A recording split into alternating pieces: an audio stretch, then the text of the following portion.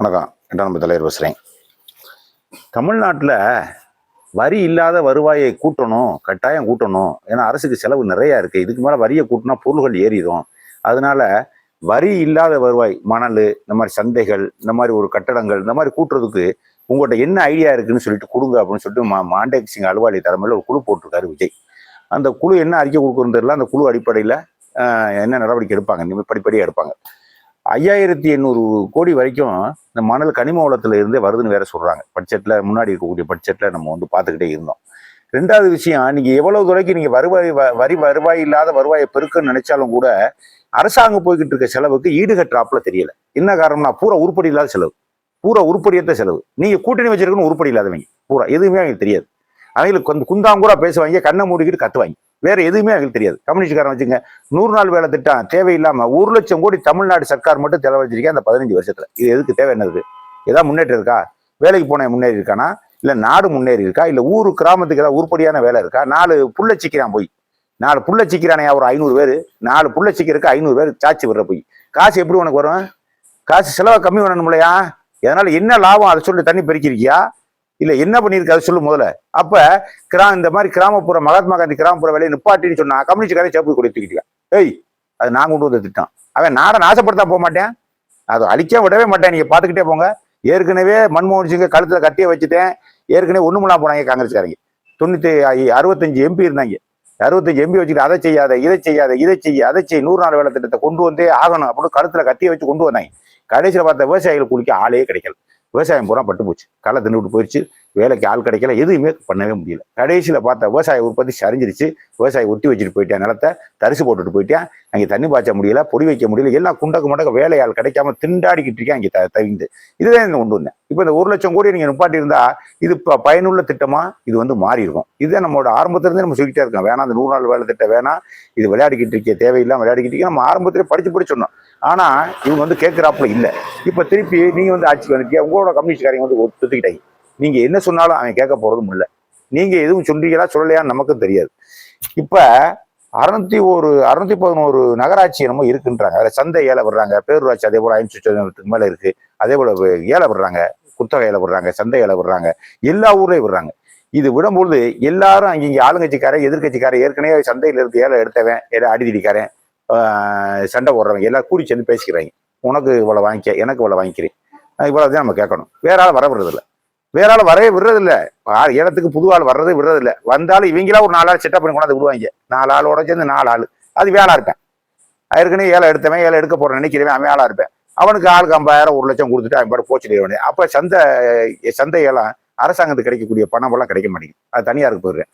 எதுக்குன்னு கேட்டால் அடிக்கிறேன், பிடிக்கிறேன். வேற ஆளுக்கு சந்தைக்கு வரக்கூடாது, வேற ஆளுக்கு ஏலம் கேட்கக்கூடாது அப்படின்னு சொல்லி பல ஊர்களில் ரெவடிசத்தை வச்சுக்கிட்டே அவங்க அடக்குறாங்க, உருக்குறாங்க. நான் அந்த ஊரு, நான் இந்த ஊரு அப்படின்னு தான் வச்சு பண்றாங்க. ஆக மொத்தத்துல இதெல்லாம் நீங்க என்ன செய்ய போறீங்க? இதெல்லாம் என்ன செய்ய போறீங்க சொல்லுங்க. ஒரு சாதாரண சந்தையை கூட நடத்த முடியாதா கவர்மெண்டால? ஏய், சாதாரண சந்தையாது இன்னும் கம்ப்யூட்டர் போட்டு பில்லு போட போறது, உள்ள கடையை வந்து ஸ்கேன் பண்ணி கடையை ஜிபேல அனுப்ப போற. இதுக்கு எதுக்கு ஏலாம்? இதை உன்னால நிர்வகிக்க முடியாதா? நகராட்சி ஊழியர் கூட புடுங்குறானா? நான் உட்கார சம்பளம் கொடுக்குறியா நகராட்சி ஊழியருக்கு போறேன்? இதுல ஊழல் என்ன இருக்கு? ஊழலே வராது. ஊழலுக்கு வர்றதுக்கு வாய்ப்பை இதேப்பா ஏழை வர்ற ஊழல் எப்படிப்பா இதுல வர்றேன்? உள்ள வர்றான்ல, காய்கறி தூக்கிட்டு வர்றான்ல, ஸ்கேன் எடுக்க வேண்டியது, அப்படி ஜிபேல பணம் ஏற்ற வேண்டியது. உள்ள வந்தா இத்தனை என்னென்ன கடை உங்களுக்கு தெரியுமில, என்னென்ன கடைக்கு ஜிபே இவ்வளவுதான் நிர்ணயிச்சா, இவ்வளவுதான். தனியார் கட்டுறது உனக்கு ஏன் கட்டல? அப்புறம் எங்கே ஊழல் நடக்குது? ஊழியர் ஊழல் பண்றானா அல்ல நீங்க ஊழல் பண்றீங்களா? உங்களுக்கு தெரியலையே. அப்ப சாதாரண சந்தை நிர்வாகத்தை கூட அரசாங்கம் ஒழுங்கா நடத்த முடியலைன்னா அப்படின்னா அந்த ஆயிரக்கணக்கான பேரை சாட்சி விடுவீங்க. ஊர்னிக்குள்ளையும் கம்மாக்குள்ளையும் தூங்குடா, கருவக்காட்டுக்குள்ள தூங்குடா, சம்பளத்தை வாங்கிட்டு போறான், சாட்சி விடுவீங்க. இதுக்கே லாய்க்கு விலைக்கு நீங்க அப்படின்னா உருப்படியா வருவாய் வரக்கூடிய விஷயத்துல கவனம் செலுத்தி அதை ஆக்கப்பூர்வமா செயல்பட்டு வந்தா தானே அரசாங்கம் மேம்படும். இல்லைன்னா எப்படி மேம்பட போகுது சொல்லுங்க? குண்டு இல்லாத கோமனம் கட்டிட்டிய. ஏகப்பட்டது. 2023-24 3 லட்சம் கோடி ரூபா பட்ஜெட்டு, 4,5 லட்சம் கோடி ரூபா துண்டு தேவை. ஆக மொத்தத்தில் அதே 40-50,000 கோடி பட்ஜெட்ல பற்றாக்குறையா விழுகுது. இப்ப இதுல புதுசா நான் அதை பண்ணி இதை பண்ணி நீங்கள் இப்ப கிளம்பியிருக்கீங்க, ஒன்னொன்னா கிளம்பியிருக்கீங்க. எந்த விஷயமும் ஒன்றும் தெரியல. எந்த விஷயம் உருப்படி போய் சேர்றாப்பட தெரியல. 13 லட்சம் கோடி கடை இருக்கான். நீங்க இப்ப வந்ததுக்குள்ள நீங்க இப்ப 30-40,000 கோடி நீங்க கடை வாங்கிட்டீங்க. ஆக மொத்தம் 13.5 லட்சம் கோடி வந்துருச்சு.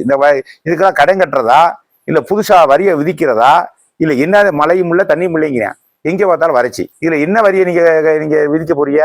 எனக்கு ஒன்றும் புரியலையே. எங்க பார்த்தா மழையே இல்லைன்ட்டாம்பா. மழையே கிடையாது. மழை இல்லாம எந்த வரியை விதிப்பா? எவன் வீடு கட்டுவேன்? எவன் உனக்கு வாங்கு சக்தி எவன்ட்ட இருக்கு? வாங்கு சக்தி எவன்ட்டே கிடையாது.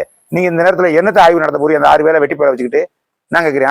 ஆய்வு 6 பேரை கொண்டாந்து அந்த வெட்டி பேரை கொண்டாந்து நீங்க ஆய்வு நடத்திட்டு எல்லாம் தீர்ந்துருமாக்கும். நடக்காது. இது ஒன்று வெட்டி வேலை. உங்களுக்கு வழி தெரியாம ஒரு குழுவை போறீங்க. குழுவுக்கு வழி தெரியாம போகுது. அவனு பக்கம் முடிக்க போறேன். அவங்க கூட கையை கட்டி வந்து நிக்க போறேன். என்ன எங்களுக்கு வழி தெரியல சம்மே, எங்களுக்கு வழி தெரியல, நாங்க என்ன பண்றதுமே. அப்ப நீங்க என்ன செய்யணும்? செலவை முதல் கம்மி பண்ணணும். செலவை வரி வர்றதை வரி எதுல வருதோ அதிகமா கவர்மெண்ட்டுக்கு எதை வரி வருதோ அதில் கவனம் செலுத்தணும். தீவிரமா கவனம் செலுத்தணும். ஊழலை தடுக்கணும்.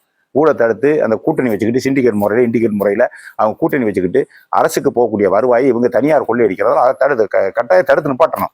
அப்படியாப்பட்ட விஷயத்துல நீங்க கவனம் செலுத்தினாத்தேன் இன்னைக்கு இருக்கக்கூடிய சூழ்நிலையில இந்த பட்ஜெட்லாம் தாக்கு பிடிக்க முடியலாம் உங்களால். இல்லைன்னா தாக்கு பிடிக்க முடியாது. இல்லைன்னா என்ன கத்தினாலும் சரிதான், கதறினாலும் சரிதான். இன்னும் 1 லட்சம் கோடி 2 லட்சம் கோடி 3 லட்சம் கோடி 5 லட்சம் கோடி கடை வாங்கிட்டே தான் நாடு போய்கிட்டே இருக்கும். எந்த தீர்க்கமான விஷயமும் இங்கே நடக்கிறாப்புல இல்லை, நடத்தவும் முடியாது உங்களால். சுருக்கமாக ஏன்னா கம்யூனிஸ்ட்காரன் பக்கத்தில் வச்சுக்கிட்டே அதை கிராம வேலையை நிப்பாட்டக்கூடாதும்பேன். ஒரு புதுசா ஒரு கரும்பு விலையை கூட்டுமே, சீனி விலையை இறக்குமே. அவனுக்கு எதுவும் தெரியாது. அவன் ஒரே நோக்கத்திலே பேசிக்கிட்டே போவேன். அவன் நோக்கத்துக்கெல்லாம் போனா நாடை மாடவிடத்தே அமைக்கணும். மாடவிடத்தையே அமைக்கணும். அது விளங்காதியா? அவன் ஏதாவது பேசுவேன். சரி பாருங்க, உங்களுக்கு வழி தெரியல, நீங்க போட்டிருக்கக்கூடிய குழுவுக்கு வழி தெரியாது.